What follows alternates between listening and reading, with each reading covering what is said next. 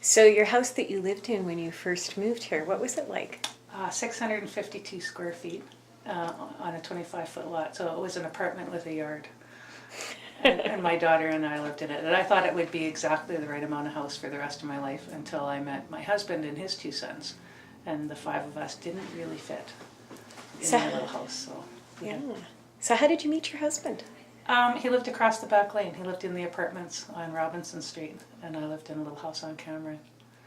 So how did you connect or start talking to each other? Well, it's kind of a silly thing. My sisters and I went to a social, and they were chatting with this guy, and I was trying to get away from somebody else entirely. And so I went and sat at this table, and they were talking about dogs. And this fellow was complaining about this little dog that every time he went to get in his truck, this dog would yap and bark and carry on.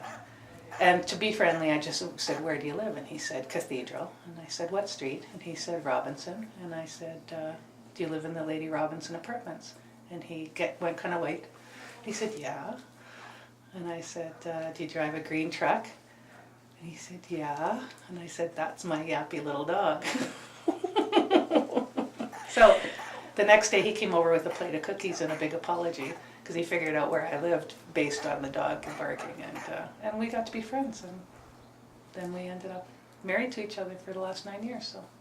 So if he hadn't been complaining about my yappy little dog, I wouldn't have actually known he lived across the back lane.